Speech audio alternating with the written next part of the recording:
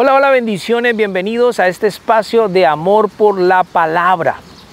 Hoy retomamos nuestro estudio de Apocalipsis, el cual lo habíamos dejado hacía 15 días en el capítulo 12 de Apocalipsis y habíamos avanzado hasta el versículo 6. Ya habíamos establecido que la señal que el apóstol Juan ve de esta mujer vestida del sol, con la luna bajo sus pies y con una corona de 2 estrellas, es Israel. Eso ya lo tenemos claro, lo habíamos establecido. Está encinta, por supuesto. Sabemos que del pueblo de Israel nace el Mesías, nuestro Señor Jesucristo. El dragón, el gran dragón que aparece allí de color escarlata, es Satanás, el adversario de nuestro Dios, el adversario del pueblo de Israel y también de la iglesia en este tiempo. ¿Qué quiere hacer él? Impedir el nacimiento del Señor Jesucristo. Esto encaja bien dentro de los evangelios. Sabemos que a pesar de sus muchos intentos por impedir que naciese el Mesías, no lo pudo lograr. Y finalmente el Señor es tomado para Dios y para su reino. El pueblo de Israel, en la última parte de la gran tribulación, los últimos 3 años y medio, tiene un lugar importante donde va a ser guardado, donde va a ser protegido. Allí quedamos en el versículo 6. Y hoy continuamos con el versículo 7, el cual nos dice: después hubo una gran batalla en el cielo. Miguel y sus ángeles luchaban contra el dragón y luchaban el dragón y sus ángeles. De una manera extraordinaria, el apóstol Juan aquí nos habla de una batalla celestial, una batalla increíble en el cielo. Ahora, hay otras escrituras que nos hablan acerca de esto, ¿no? No solamente en esta parte existe esta batalla. Vemos que desde la caída de Satanás, el ángel de luz, siempre ha habido un enfrentamiento entre la luz y las tinieblas, entre el diablo, sus ángeles caídos, entre Dios y sus ángeles. Y siempre, casi siempre dentro de esta batalla hay un ángel protagonizándola, que es Miguel. Por ejemplo, en Daniel capítulo 10, en este tiempo en el que Daniel dispuso su corazón, para ayunar, para buscar a Dios, para pedir entendimiento, sabiduría, para comprender lo que iba a pasar con su pueblo. Ya estaban por cumplirse los 70 años de cautiverio y Daniel pide a Dios que le dé sabiduría. Dice el capítulo 10, versículo 13, mas el príncipe del reino de Persia se me opuso durante 21 días, pero he aquí Miguel, uno de los principales príncipes, vino para ayudarme y quedé allí con los reyes de Persia. El ángel está aquí hablando con Daniel y le está contando cómo vino un principado a oponerse a que él llegara donde Daniel para darle la revelación de lo que iba a acontecer con el pueblo de Israel. Pero Miguel vino a la ayuda. Vemos que el enemigo siempre se opone a los planes de Dios, siempre se opone a los propósitos de Dios. No solamente en el pasado, ahora mismo él se opone. Y es muy importante lo que nosotros como creyentes hagamos hoy. Vemos que Daniel ayunó, Daniel oró, Daniel intercedió por su pueblo y todo esto, por supuesto, ayudó en esta batalla. Lo que nosotros hagamos hoy, querido hermano, hermana que me escuchas, lo que hagamos hoy va a ayudar a que el propósito de Dios se pueda cumplir. Hay una oposición constante en el cielo contra los planes de Dios, contra los propósitos de Dios para la iglesia, para la humanidad, para cada persona. Dios tiene un plan trazado para cada uno de nosotros, pero siempre el enemigo va a venir a oponerse. El apóstol Pablo en Efesios 6 nos habla acerca de esto, nos habla de la batalla que hay, una batalla espiritual. No podemos verla, pero es real, existe. Y nosotros necesitamos estar preparados. Por eso dice en Efesios 6:10, por lo demás, hermanos, fortaleceos en el Señor y en el poder de su fuerza, vestidos de toda la armadura de Dios para que podáis resistir el día malo, que habiendo acabado todo, estar firmes, para estar firmes contra las acechanzas del diablo, porque no tenemos lucha contra sangre ni carne, sino contra principados, potestades, gobernadores de las tinieblas, huestes espirituales de maldad en las regiones celestes. Hay una guerra, hay una batalla en el cielo y nosotros somos protagonistas de esta batalla. Aunque nosotros no podamos ver mucho, no se nos muestre mucho lo que sucede, sin embargo, lo que nosotros hagamos aquí es contundente para que podamos llevar a cabo el propósito de Dios en nuestra vida. Eso es interesante, es muy importante que lo podamos entender. En el capítulo 12 de Daniel, también aquí nos habla la escritura, capítulo 12, versículo 1, en aquel tiempo se levantará Miguel, el gran príncipe que está de parte de los hijos de tu pueblo, y será tiempo de angustia, cual nunca fue desde que hubo gente hasta entonces, pero en aquel tiempo se hará libertado tu pueblo, todos los que se hallen inscritos en el libro. Y notamos una cosa importante aquí, y es que siempre que hay una oposición hacia el pueblo de Israel, siempre que hay un movimiento satánico contra Israel, el que se levanta de entre los ángeles es Miguel, que se pone a favor del pueblo de Dios. Miguel tiene una comisión especial hacia el pueblo de Israel, en protegerlos, en pelear por ellos. Eso es lo que siempre ha estado haciendo. Hay dos ángeles importantes en el cielo. Uno es Miguel, el otro es Gabriel. Sé que hay muchos más ángeles, pero la Biblia solo nos revela los nombres de estos dos ángeles. Y siempre que ocurre algo con el pueblo de Israel, es Miguel el que sale a defender al pueblo de Dios. Entonces nos está diciendo aquí Juan en Apocalipsis 12:7, después hubo una gran batalla en el cielo, Miguel y sus ángeles luchaban contra el dragón y luchaban el dragón y sus ángeles. Hay aquí pues una batalla épica, extraordinaria, que se nos pueden venir muchas imágenes a la mente de cómo será esta batalla. Yo personalmente cuando lo leía, lo estudiaba, me acordaba de los caballeros del Zodiaco, no sé, los que son contemporáneos conmigo tal vez lo recuerden, que eran unos caballeros vestidos con armaduras relucientes de plata, oro, bronce, y se enfrentaban en unas batallas épicas.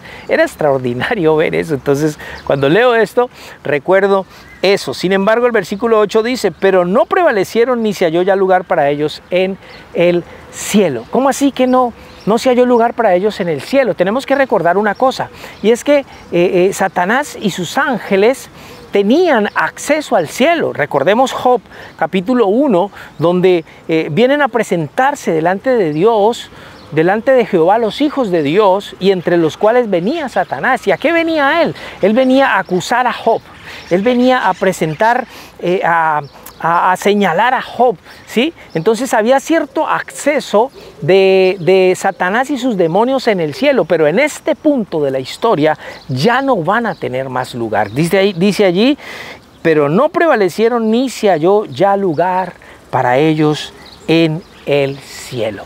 Sabemos que siempre en la lucha entre el bien y el mal, siempre el bien va a vencer. Y eso que aquí tenemos es a Miguel luchando contra Satanás y sus ángeles. No está el Señor Jesucristo en esta batalla, porque si estuviera fuera desventaja. El Señor Jesucristo con la mirada, creo, podía destruir inmediatamente a Satanás y a todos sus demonios. Por eso se nos narra aquí, es una batalla entre ángeles, pero épica, extraordinaria. El versículo 9 dice, y fue lanzado fuera el gran dragón, la serpiente antigua que se llama Diablo y Satanás, el cual engaña al mundo entero. Fue arrojado a la tierra y sus ángeles fueron arrojados con él. Y aquí Juan le llama la serpiente antigua, y esto inmediatamente nos transporta al Edén, al jardín del Edén, un lugar extraordinario que Dios había creado para el hombre, ¿sí? Y tenemos que tener en cuenta una cosa, que si Satanás tuvo la habilidad, la sagacidad, la astucia de engañar a Eva, de lograr introducir el pecado en dos seres que jamás habían pecado, que estaban por primera vez en la tierra, eso le da la habilidad de podernos engañar a nosotros ahora. No podemos menospreciar el enemigo que tenemos. Hay dos palabras claves aquí, y es que es una serpiente que antigua, ¿sí? Por serpiente y antigua entendemos que Satanás conoce bien las estrategias. Él lleva miles de años engañando a la humanidad. Él sabe cómo hacerlo. Muchas personas a veces menosprecian al enemigo que tenemos, pero eso no lo podemos hacer. Él es muy astuto, y cuando nosotros lo menospreciamos o lo tenemos en poco, estamos siendo engañados por él. Precisamente eso es lo que él quiere. Entonces, como es un ser antiguo, ha estudiado el comportamiento pensamiento humano por siglos, sabe cómo tentarnos, sabe cómo atraernos, sabe cómo seducirnos, sabe cómo hacernos caer en pecado. Él sabe cómo ponernos tropiezo. Esa es la serpiente antigua. Hay que tener mucho cuidado con eso. Después dice que se llama diablo, y la palabra diablo, que viene de diabolos, es el acusador, el calumniador. Ese es Satanás que nos acusa. En el versículo 10 dice: porque ha sido lanzado fuera el acusador de nuestros hermanos, el que los acusaba delante de nuestro Dios día y noche. Aquí tenemos que volver a recordar que él se presentaba allá delante de Dios, acusar a Job, también acusar al sacerdote Josué. O sea, hay pasajes que nos aclaran esto, ¿no? Él hace eso.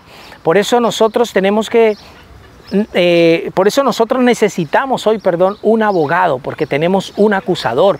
Primera de Juan capítulo 2 versículo 1, el Señor Juan dice del Señor Jesucristo que estas palabras os he escrito para que no pequéis. Sin embargo, si pecamos, abogado tenemos para con el Padre, a Jesucristo el justo. ¿Por qué tenemos abogado? Porque hay un acusador. Ahora, y todas las veces que el diablo nos acusa, no lo hace con mentiras. La verdad es que nosotros le damos razones de sobra a él para que nos pueda acusar por nuestros pecados, por nuestras fallas, por nuestros errores, por todas las cosas que hacemos mal. Él las usa en contra de nosotros. ¿Sabes? Nuestras faltas, pecados y errores que cometemos son la munición que Satanás usa contra nosotros. Entonces a veces está ya acusándonos con evidencia de sobra para que nosotros seamos juzgados. Sin embargo, tenemos un abogado extraordinario llamado Jesucristo, que es el que nos defiende. No podemos olvidarnos de eso.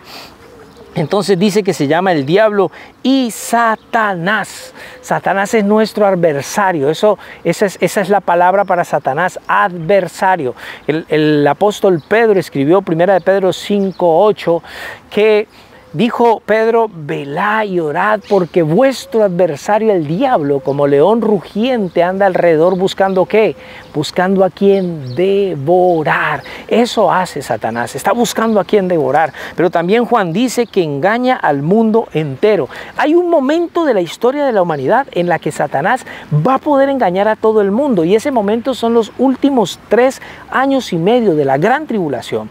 Satanás va a engañar a todo el mundo. Ahorita solo puede engañarnos parcialmente, pero hay un momento en el que va a engañar a toda la humanidad.